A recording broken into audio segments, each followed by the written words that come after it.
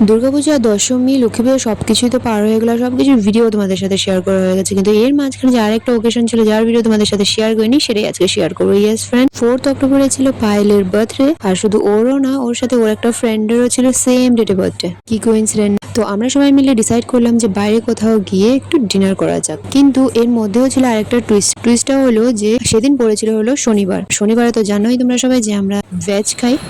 Birthday গার্লের জন্য যদি পাই পারবে না আমার সাথে শেয়ার করে নেবে। আমি ডাইটিং এ আছি। শুনলে সবাই পায়েলের কথা, এখন তোমরাই বলো যে ও যদি ডাইটিং করে তাহলে কি ওকে খুঁজে পাওয়া যাবে? আর সেরকম ভাবে ভেজ রেস্টুরেন্ট আমার কিন্তু কোনো জানা ছিল না, বাট একজনের রেকমেন্ডেশনে আমরা এসে গেলাম এই রেস্টুরেন্টটাতে, যেটার নাম ছিল ঘুমার।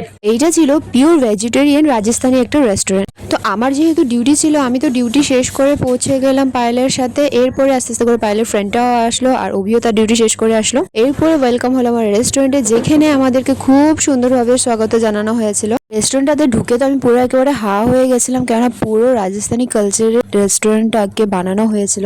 প্লাস ওদের মধ্যে রাজস্থানি স্টাইলে আমাদেরকে পাগড়িও পরানো হয়েছিল, যেটা লেগেছিল আমার সবচেয়ে বেশি বেস্ট।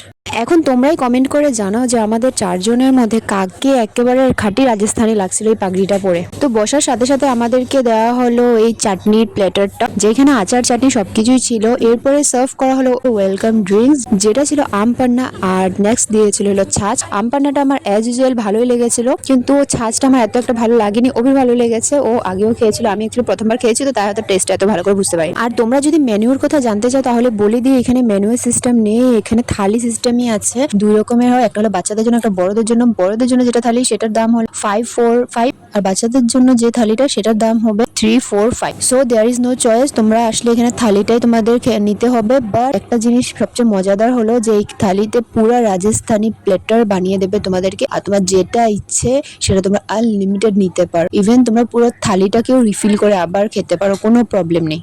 তো চলো এখন তোমাদেরকে বলি যে আমাদের এই রাজস্থানি প্ল্যাটারে কি কি ছিল। ফার্স্টে তো দিয়েছিল দহি পাপড়ি চাট, যেটা আমি আবার রিফিল করে খেয়েছিলাম। এরপরে দিয়েছিল ডাল বাটি চুরমা, দেন দিয়েছিল ভেন্ডির একটা সবজি, এরপরে কারি দিয়েছিল, পায়েস দিয়েছিল, সাম চূড়া দিয়েছিল, পনিরের একটা সবজি, গট্টি কি সবজি, রুটি, আর মকাইয়ের যে রুটিটা হয় ছোট সাইজের সেটা ছিল। রিয়েলিতে একটু বড়ই হয়, বাট আমাদের একটু ছোটই দিয়েছিল জাস্ট এক্সাম্পলের জন্য, কিন্তু আমার এত একটা ভালো লাগেনি। এরপরে জিরা রাইস বা পোলাও যেটা থাকে সেই টাইমে সেটাই দেওয়া হয়, আর ছিল মালপোয়া আর পাপড়। এরকম ভাবে প্রায় 9-10টার উপরে আইটেম দিয়েছিল, অনেকগুলো নামও আমি হয়তো জানি না, তার জন্য বলতে পারিনি। এইগুলোর মধ্যে প্রায় 85% খাবার কিন্তু আমার অনেকই ভালো লেগেছে, আর কিছু কিছু খাবার আমার ভালো লাগেনি, কেন ওদের টেস্ট আমাদের টেস্ট অবভিয়াসলি সেম না। খাওয়া দাওয়ার পর আমরা এখানে পুরো অ্যাম্বিয়েন্সটা ঘুরে দেখছিলাম, ফটোও নিলাম কিছু, যেগুলো অবভিয়াসলি আমার ইনস্টাগ্রাম আর ফেসবুকে তোমরা পেয়ে যাবে। আমাদের এখানে ঘুমারের ব্রাঞ্চ আছে কিনা, তোমরা টেস্ট করেছো কিনা কমেন্ট করে নিশ্চয়ই জানাবে। দেখা হচ্ছে আবার নেক্সট কোনো শর্টসে। Till now stay happy, subscribe to my channel, by.